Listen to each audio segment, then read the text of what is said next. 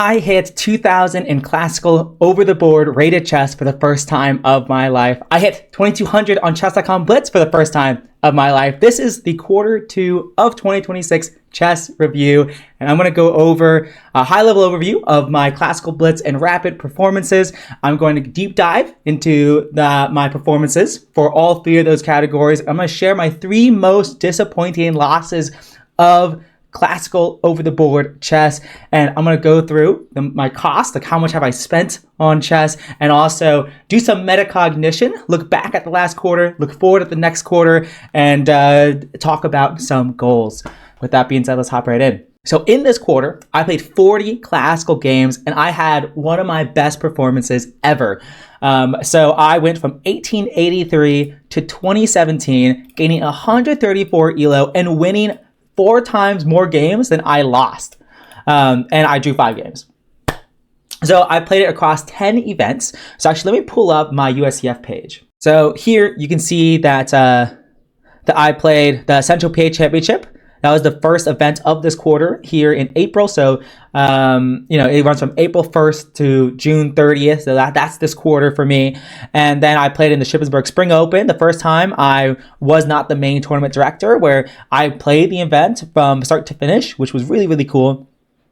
And so I kind of went up from 1800 to 1900 and kind of stabilized, and then had a big jump at the Maryland Open, stabilized, had some minor jumps, gained 15 points, gained 14 points. And then eventually at the Shippensburg Summer Open, I played 2 games, crossed over 2000. And then the day after, I played the Frederick Showdown and won all 4 games. And now I'm at 2017. So really cool milestone for me. I first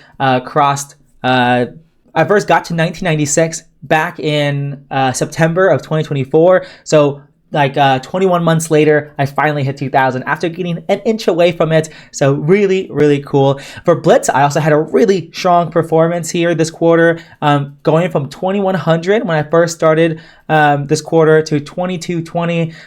So I gained over 120 ELO, and I played 133 or 333 games. So a lot of triple digits, the 2220 and the 333 games.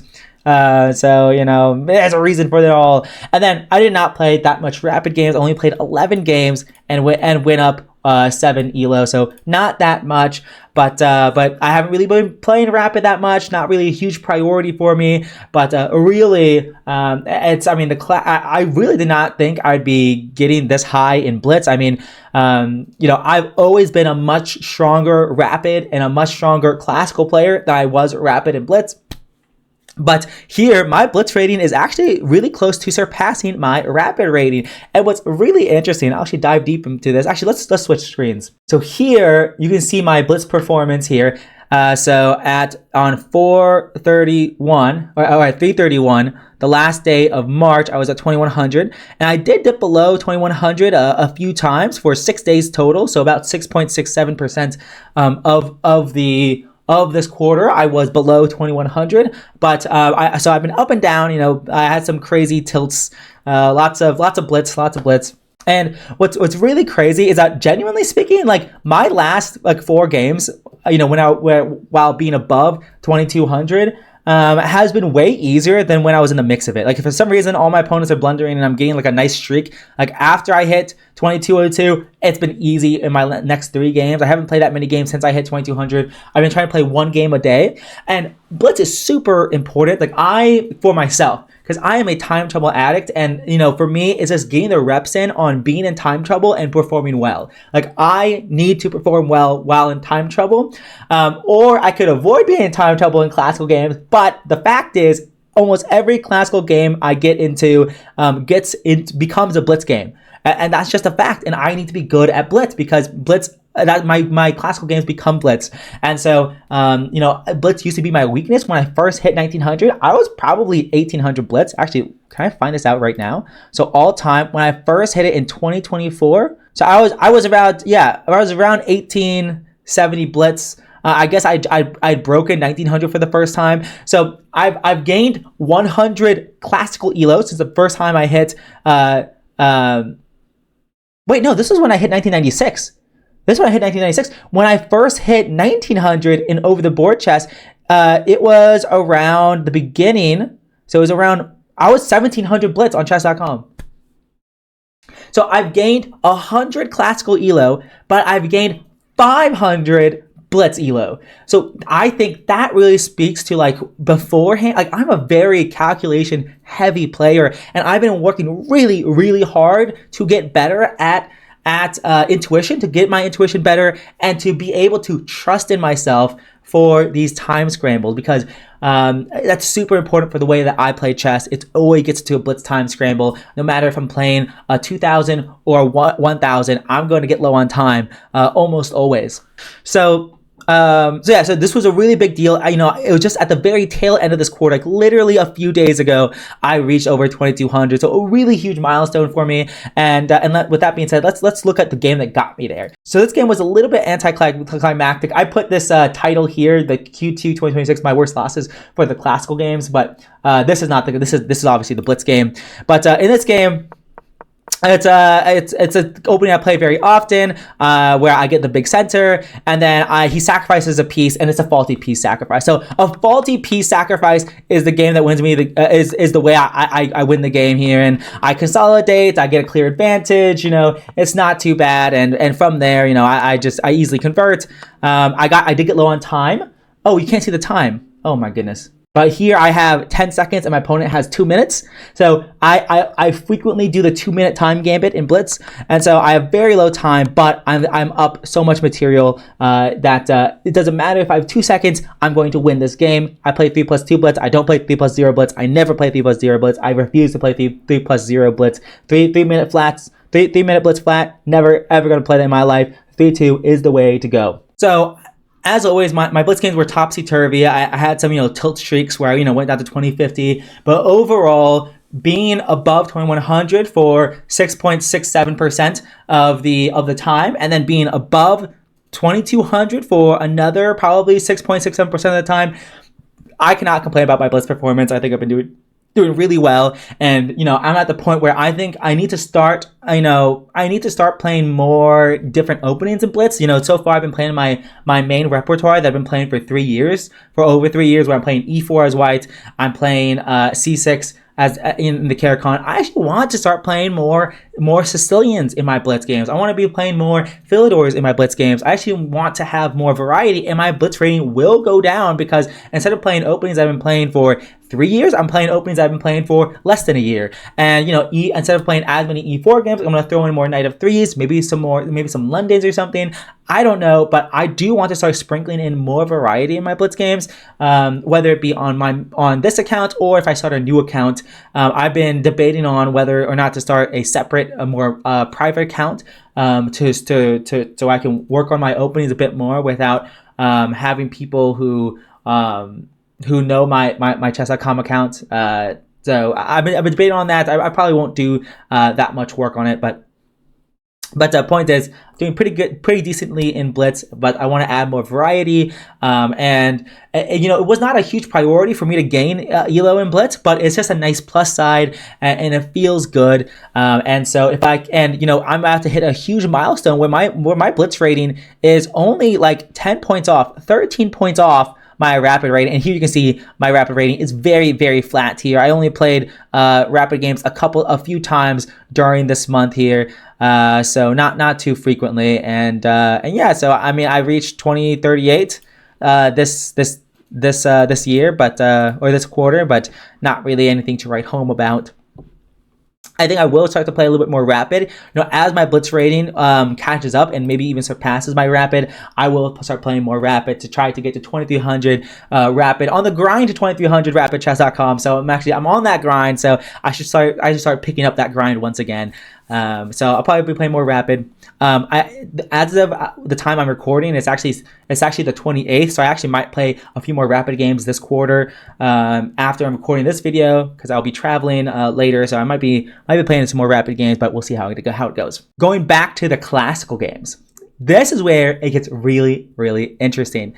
So here, I broke down my 40 games into different categories. So masters means they're 2200 or higher. Experts, they're 2000, they're 2000 or higher. Class A is 1800 to 2000. Class B, 1600 to 1800, etc., etc. And here you can really see where the money is made. I did not get to 2000 by beating on experts. I did not get to 2000 by beating on masters. I've gotten to 2000 by destroying the class players. Class B and below have not dropped a game across 40 games. Class A players, I have lost 3 games, but I've won 9. I won 9 of them, so I have 6 more wins than I do losses. I did this plus 6. So this is a score used in the chess world to kind of say how many more wins have you had compared to losses. So I've had 6 more wins than I have had losses, and I've had a few draws that aren't counted in this plus score, or it doesn't affect the score. So I'm plus 6 against Class A players across 14 games. I'm plus 11 against Class B players. I'm 11 out of 11. I have a perfect score against Class B, Class C, and unrated players. So I performed really, really well. I'm super happy with my performance, except against the experts. I kind of underperformed.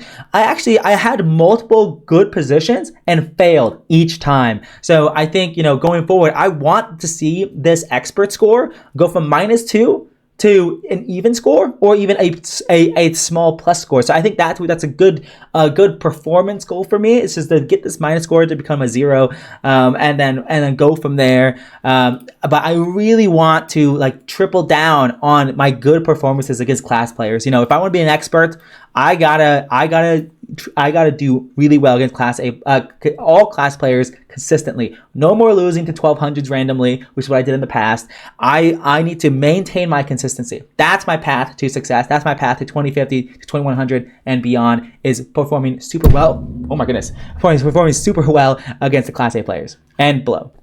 This is my Excel sheet that I've been putting in all of my games in. So this is the 2026 games table, and I'm in the process of consolidating it all in one. And so, because I realized I didn't have that much good visibility on my 2020 data and beyond, and so I've been slowly trying to, I have an event table where I'm putting links to all the events, and my pre and post event ratings, and my score, whether it be +1 or +4 or -2. And so I'm in the process of kind of consolidating all the data together. But right now, this is my spreadsheet, and so eventually I'll have everything combined and in one area where I can easily look at my opponent's data and look at what state they've played in, and look at do some analysis on how on my performances in different quarters, in different years, in different states, and different against different types of opponents, depending on the opening and everything. So I'm super excited to finally consolidate all this data, but I'm still in the process of it. But yeah, so this is cool. I don't think there's anything I need to share about this other than this is really cool. On the path to playing in all 50 states, I think I only played in one new state this quarter, which was Maine. I played the Maine State Championship. So that was really cool. We'll talk about more about the 50 states later in this video, but I think I've only played in one new state this year, so hopefully I can play in one, maybe 2 next quarter, but we'll see. Now I'm going to go over my worst losses in this quarter. My first one is going to be against my good friend Austin here in Shippensburg, where we live in the same town. We go to the same casual chess club, and I had to play him in the Shippensburg Spring Open. And this is the most stereotypical Austin versus Nathan game, where I play the ready. I like to switch things up against Austin, and I ended up blundering a queen trade. And he offered a draw, and I'm like, no, absolutely not. And I play e4. I try to gain space in the center. I try to gain activity here. I actually kind of blundered. I didn't want to trade my knight for his bishop, but there were some tactics here with the pawns in the center. And then we had a position where I have more space. I'm trying to expand in the center here, and then he forces some trades. Oh wait, this doesn't have the whole game. Why does this not the whole game? All right, this is the whole game. So yeah, where we trade more, and I have more activity. He has his knight on the back rank. I mean, this knight on e8 really cannot move. This knight really can't move, and I force his other knight to the back rank as well. So, I mean, this is how Austin plays against me. You know, he puts both knights on the back rank, but he's like, oh, so what? You know, my position's solid. And I'm like, oh, I hate it. I hate it. Actually, let me actually show you guys the eval bar as well. Here we go. And I was just like, I gotta beat this guy. You know, I know I'm better. I can win this game. I should be able to win this game. But, you know, I fumble. You know, here I got a little bit low on time, and I just made a nothing move, and I lost a lot of my advantage, and now it's back to equal. But hey, it's not like I'm losing the game or something. This is completely an equal game, and here I hallucinated. With like 3 seconds on the clock, I went knight d6 here, complete blunder. He takes, and my idea was that, hey, I can push this pawn, deflect his king to win this pawn, and then I'll have a passed pawn and I can win the game. However, I did not calculate correctly, because when I try to go to win his pawn on a6, he just defends. And it's game over. I've lost the game. And, you know, I play on for a little bit longer, but it's all for naught. There's no point. And I just resign. So that was a pretty brutal game where, you know, I was better, you know, and Austin played unprincipably, but he does his Austin thing and maneuvers his way out of it, puts all of his pieces on the back rank. I get low on time. He takes over the game, and it's, you know, and it's tough. You know, I really shouldn't have lost that game. I should have been a draw, but I'm a bit stupid under time pressure, and I lost that. Another game is against Daniela Fitzsimmons and at the Maryland Open, and you know, I play the Philidor, so I'm still learning the Philidor. I'm still figuring it out. I'm still very new to this opening, and she plays a variation where I'm not really used to. You know, knight f3 and bishop c4. It's kind of newer to me, and I'm not used to it. I know c6 and d5 are moves, but I decided, I'm going to take on e4, play d5, fork her pieces, and then, you know, play in position like this. But at the same time, you know, once I got here, I was like, man, I hate my position. I have nightmares about symmetrical position. So our pawns are symmetrical. But she has a little bit more activity. Her knight's in the center. Her bishop's in the center. And so I'm uncomfortable. Like, I'm uncomfortable. And I was like, oh no. Like, why did I do this? You know? Because I was like, okay, if I play knight d7, there's knight f5. And I'm like, like, I don't like this. I don't like this. And so even though it's actually completely fine, the end is not afraid, and I knew that most likely this position is fine for black, but I didn't want to be fine. I wanted to be winning. But that being said, I found all the best moves. Bishop f6, best move. Rook e8, best move. Knight d7, knight e5. Like, I was maneuvering correctly, and look at that, 0.0. Ended unafraid. But I don't like positions like this. Like, I just don't.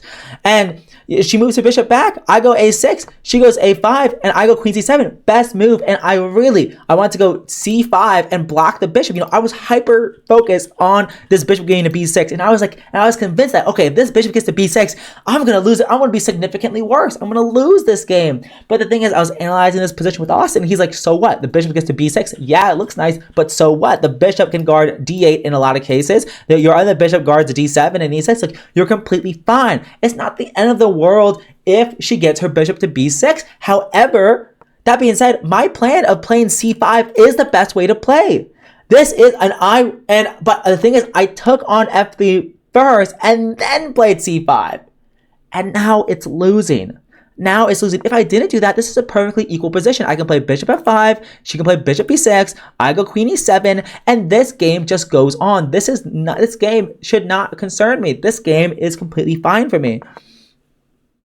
But instead, I trade and then go c5, blundering queen d5, and now this queen and bishop both x-ray this rook, so I can't go bishop e6, and she's attacking c5, and suddenly my position is falling apart really, really, really quickly. I'm going to be down one pawn or two pawns in an endgame.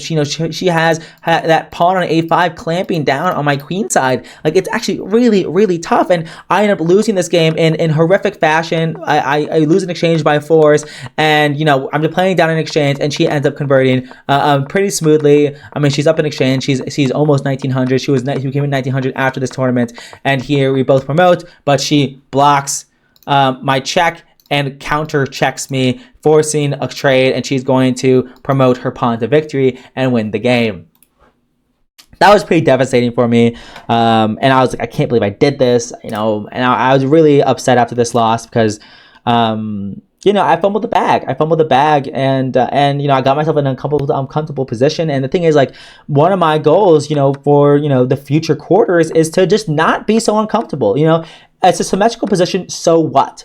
So what? And that's what we saw later in the quarter, that I actually handled more positional, slower positions a lot better, because throughout my life, my strength has been more dynamic tactical positions. But now I want to get better. I need to get better at these more positional slower positions, or else I don't belong in the 2000 club.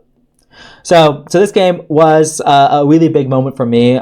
For losing it, I still won all my other games at the Maryland Open, and I tied for second place and went up to 1968 after this loss. But still, it was a really tough tournament, or a really tough game. And finally, this is my game against in June against Benjamin Emrani. I played him when he was like 9 years old or 10 years old or something like that, when he was just an expert, but now he's actually reached national master here. And here I was just playing too fast against Ben. I was like, oh yeah, we transposed to a Karakhan Panov variation. I'm playing fast, and then I just completely blunder here. I am not being critical enough. I'm not thinking enough in this critical position. Or before, I should have seen okay, his idea is very clear. His idea is to push the pawn to d5, and I just completely ignore him. And here I'm still okay, but I have to take with the knight. I didn't even calculate taking with the knight, and I just got a dead lost position very, very quickly. I blundered a rook, and I was just like, what am I doing, dude? This is one of my most horrible losses in a long time, and I just resigned. And he's gonna play rook d8 here, promoting his pawn, and it's just game over. And I was really disappointed with how I played. I mean, this is absolutely horrendous. I can't be playing games like this against someone who has an expert rating, and he's reached national master, but his rating is below 2200. So I'm considering him an expert for the purposes of the spreadsheet. But I can't be playing games like that. I can't be blundering like this. This is not 2000 level. This is zero level. This is horrendous play. And yeah, this was definitely my worst loss of this quarter. But that being said, despite all those really bad losses, I still performed well. So as you can see, I still performed really, really well here. And I think what has been going right for me has been, I have been playing really well whenever I'm in time pressure. I've been seeing a lot of tactics. I have been getting myself in some bad positions. I'm new to the Philidor, and I have gotten multiple losing positions in the Philidor, and I've only lost that one against Daniela. So, I have been getting bad positions, but I've been, calculating my way out of it. I've been being, I think I have been playing genuinely pretty nice. Obviously, you can tell that from my results. But I do think, there are holes in my play, definitely. And I think going forward, I want to be, I think I want to study more positional chess. I think it's time. I think it's time for me to start doing, getting more knowledge about pawn structures. There's only so far you can get very, very far on just practical decision making and that type of stuff in the chess world, but I also just want to gain knowledge. At this point, my level has, I think I can do more with studying and not just play. Just playing has been going really well for me, but I can do more.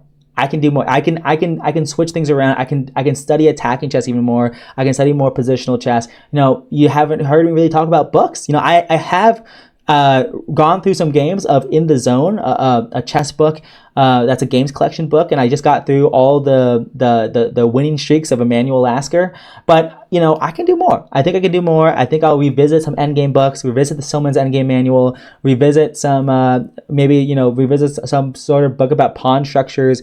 I think I need to be comfortable in positions that aren't so dynamic, just so I have a wider breadth of playing ability. All right, so this is my my costs and revenues from this year so far. So starting in April, I have just paid a decent amount of money here. So I did get some revenue from the tournaments I was directing, a little bit of revenue from quads I played. So this column E is the revenue column. And so I won some prize money in York, some prize money in the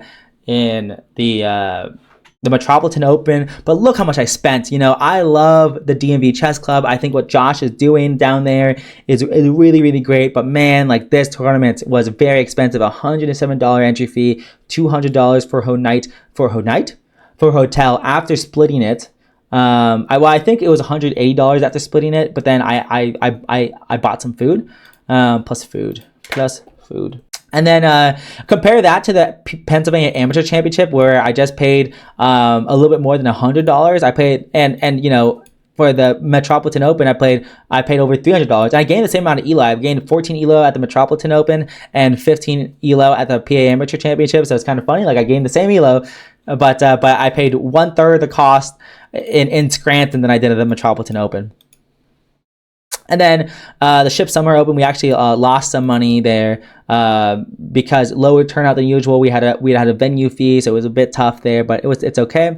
And then the Frederick Showdown, I gained some money, and also I bought ChessBase. Let me actually bring ChessBase up. While I'm bringing that up, but as you can see here, my net expenses, so my expenses minus the revenue is getting up to $800 now, $781, and so it's probably going to go over 1,000, maybe 1,200 by the end of this next quarter. I do have some tournaments I'll be directing, and we'll probably get some revenue back to mitigate that. But overall, I'm still definitely in the net negatives. I will probably be for this calendar year. I haven't been working any national events, so I'm definitely in the negative.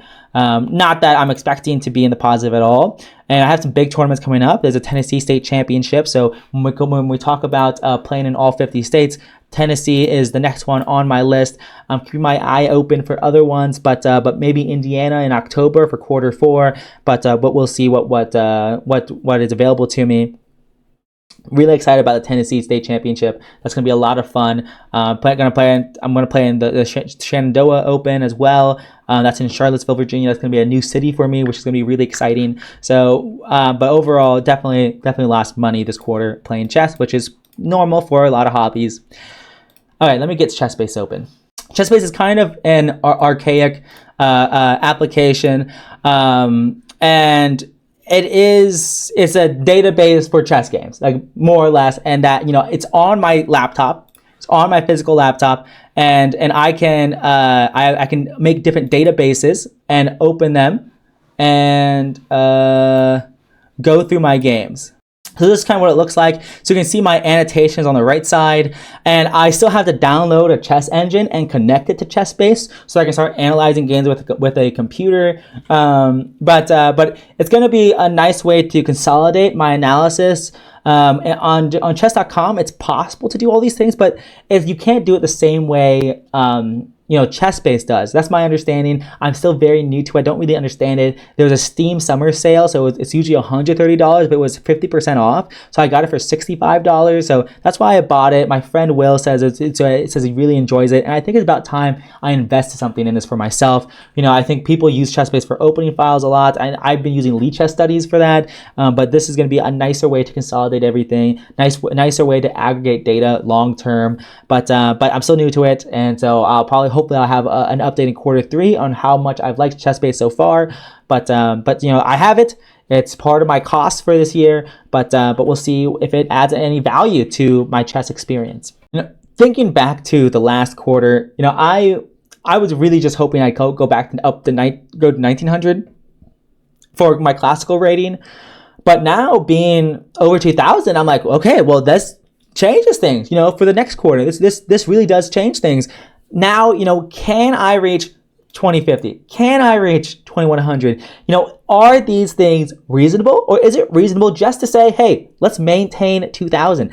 I think both are reasonable. I want to maintain my level. I want to really raise my floor. That's the word I like to use, because I think when I got to 2000, I stopped losing to people. I stopped blundering against class players. I raised my floor. I still lost to some 1800s and some 1900s, but I still overall performed better.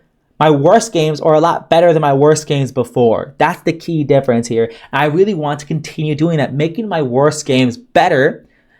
But maybe I need to also work on getting my ceiling higher, making my best games even better. So I think for that to happen, I need to continue studying, analyzing my games after I play them. So yeah, I think for me, I really, going to the next quarter, I really want to maintain 2000, and my stretch goal is to get to 2100. That's my stretch goal, but I'm trying to be open minded, and that's the performance goal. But the process goal is to just continue playing, as much as reasonably possible, and not doing any blunders that aren't reasonable.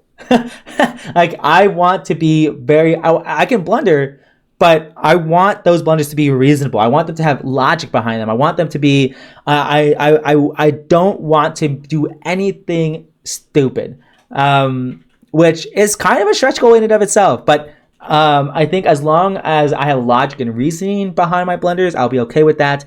But a stretch goal is no blunders. So we'll see how that goal ends up.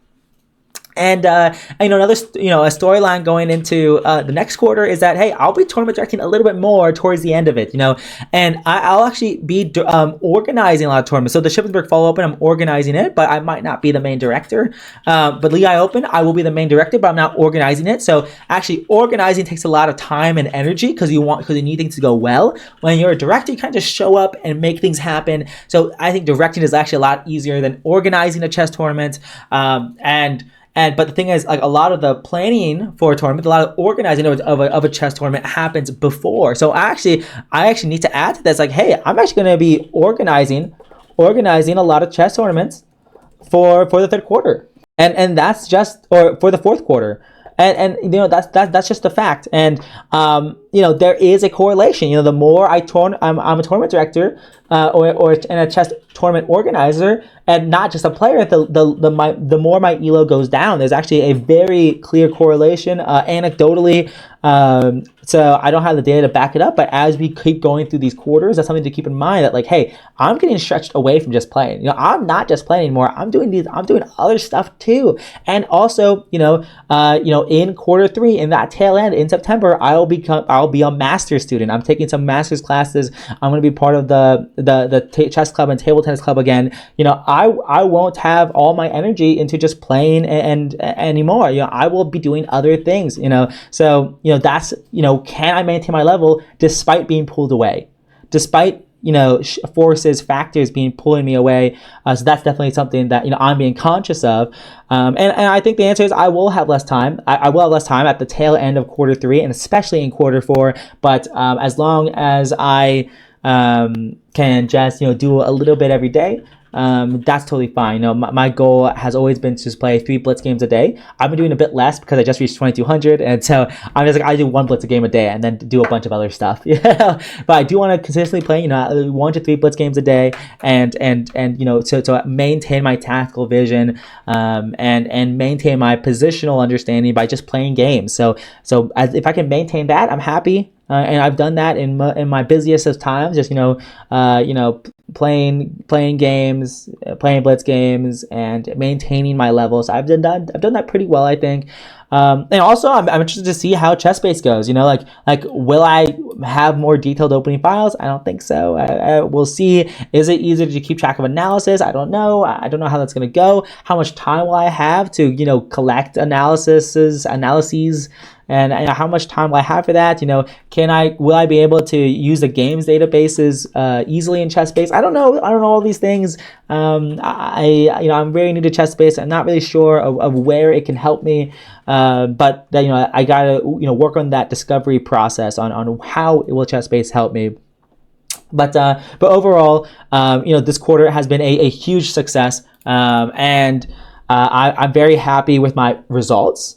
I know the results won't always be this good, but so far I've been enjoying the process. It's probably easier to enjoy the process when you're winning, but hey, I made it this far. I made it through quarter 3 and quarter 4 of 2025, where I had abysmal results. So now if I'm performing well, I think over time, as I continue doing this, we're going to see like, hey, like, is quarter 3 and quarter 4 just bad for me? Quarter 2 historically has been very good for me. Like, over the past 5 years, I've done really well between the April to June time frame. Quarter 2 is very, very good. Usually quarter 3 can be often very good, but quarter 4 is usually where I start slacking. Quarter 4 is usually where I start underperforming. Quarter 4 is where things kind of fall apart a lot of times. So we'll see how that goes. But overall, I think I have a lot to look forward to and a lot to work on.